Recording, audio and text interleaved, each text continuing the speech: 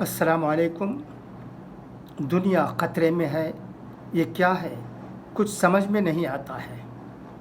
और यूएसए में भी वबा ज़्यादा फैली हुई थी, ये रिपोर्टें भी आती थी। अब एक और मुसीबत वहाँ चल पड़ी है, वो है ऐसा लगता है नस्ली फसादात।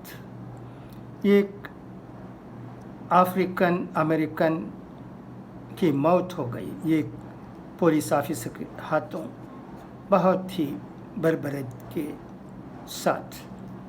तो इसलिए हंगामा खड़ा हो गया है यूएसए में।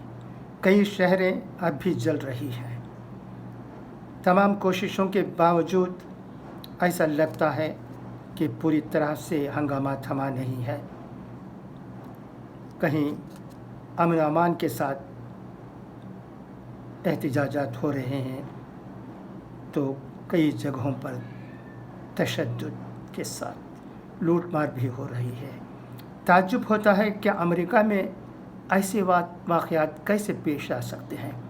हम समझते थे कि अमेरिका एक सिविलाइज्ड कंट्री है, जहाँ डिसिप्लिन का बहुत ख्याल रखा जाता है, मगर ऐसा लगता है कि वहाँ रहने वाले भी मौके की तलाश में रहते हैं, और जब हालात बिगड़ते हैं तो लूट मार में चंद लोग शामिल हो जाते हैं। यही अब देखने को मिल रहा है। तो किस तरह अमेरिकन हुकूमत इसे काबू में करेगी, ये देखने की बात है। अल्लाह करे कि दुनिया में अमन अमान हमेशा कायम हो। मगर इस तरह के वारदात क्यों पेश आते हैं, सवाल उठता है। तो ऐसा लगता है जहाँ ठीक तरह से हुकूमत नहीं होती, जहाँ इंसाफ नहीं होता, जहाँ तमाम लोग हर तरह से खुश नहीं रह सकते, माशी हालत ठीक न रहने की वजह से, और कॉम्प्लेक्सेस लोगों में पैदा हो जाते हैं, ऊंच नीच का,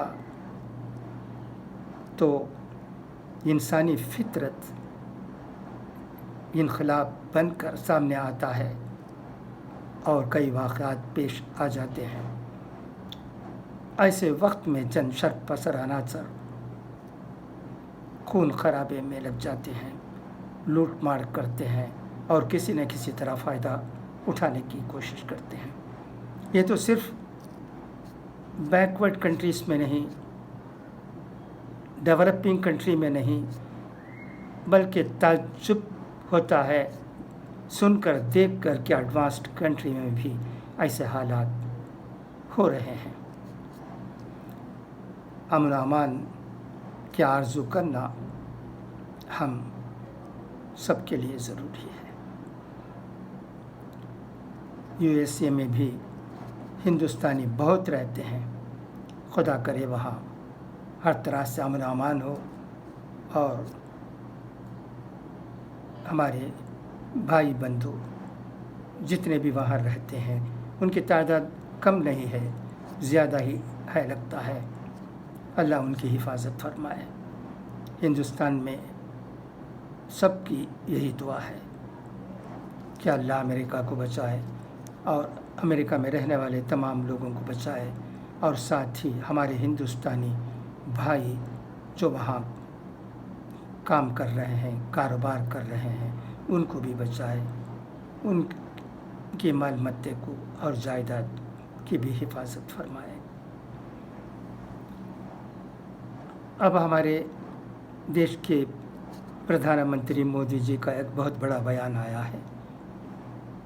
हमारे देश की तेज़ रफ्तार तरक्की की राह पर वापस लाने और ख़ुद इन्हिसार हिंदुस्तान की तामीर के लिए 5 चीज़ें बहुत अहम हैं, हमारे वज़ीर आज़म मोदी जी ने कहा है, जिनमें खुददारी, शमूलियत, सरमायाकारी, बुनियादी ढांचा और जिद्दत तराज़ी शामिल है। आज राष्ट्र सहारा रोज़नामे के पहले सफ़े पर वज़ीर आज़म मोदी जी का एक तफसीली बयान शाया किया गया है, जिसमें ये बहुत ही ज़रूरी और कारआमद बातें कही गई हैं। اب دیکھنا ہے کہ آئندہ ہمارے ملک کی معاشی حالت کس قدر فائدہ مند رہے گی اور اس نئی پالیسی کا کیا انجام ہوتا ہے، یہ سب دیکھنے کی بات ہے۔ انشاءاللہ سب کچھ ٹھیک ہو، ہندوستانی بھی ضرور اپنے کام کاج میں لگ جائیں گے اور ہمارے ملک کی حالت کو بہتر بنانے کی ہر ممکن کوشش کریں گے، اس میں شک ہی نہیں۔ اب کرونا وائرس کی بات ہمیشہ خبروں میں رہتی ہے۔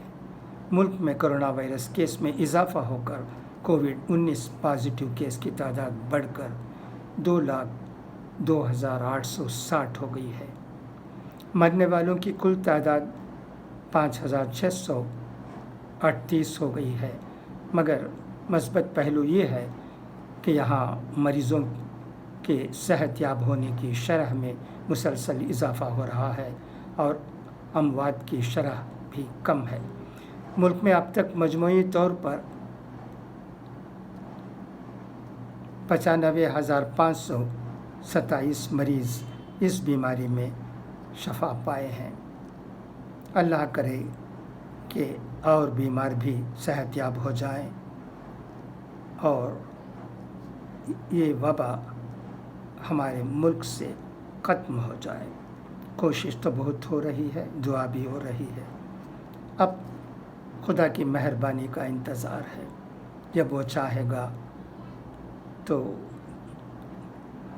جلد حالات اچھے ہو جائیں گے اور ملک اس وبا سے پاک ہو جائے گا۔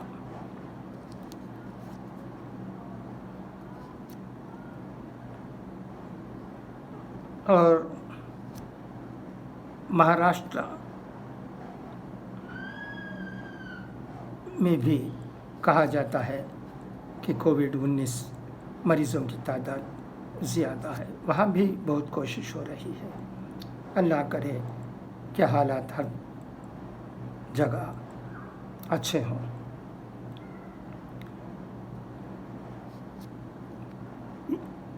راشٹر سہارا میں یہ بھی رپورٹ ہے کہ ممبئی سے بنگلور پورے 14 گھنٹے کا سفر طے کر کے بنگلور پہنچنے والے مسافروں کو سٹی ریلوے اسٹیشن پر کافی پریشانیوں کا سامنا کرنا پڑا ہے۔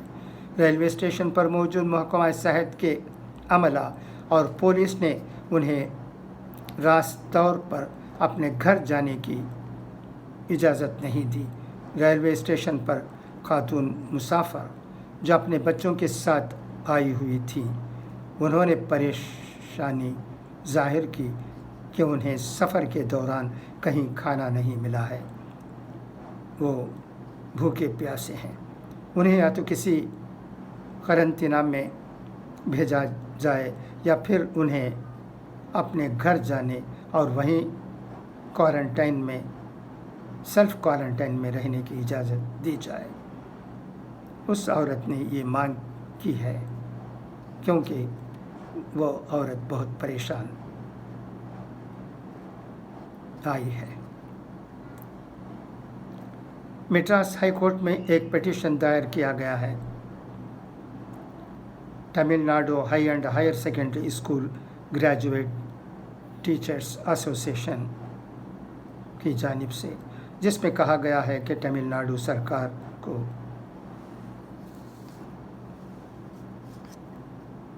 20 مئی کو SSLC کا پبلک امتحان کنڈکٹ نہیں کرنا چاہیے، 2 مہینے کے لیے یا حالات ٹھیک ہونے کے بعد تک کے لیے ملتوی کر دینا چاہیے۔ یعنی اس ایسوسیشن کی مانگ ہے کہ SSLC امتحان کو 2 مہینے کے لیے ملتوی کیا جائے اور کورٹ کا فیصلہ کیا ہوتا ہے یہ دیکھنے کی بات ہے۔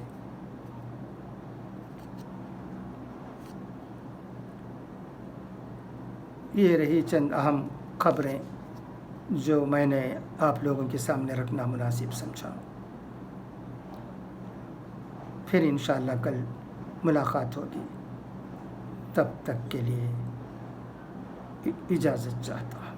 خدا حافظ۔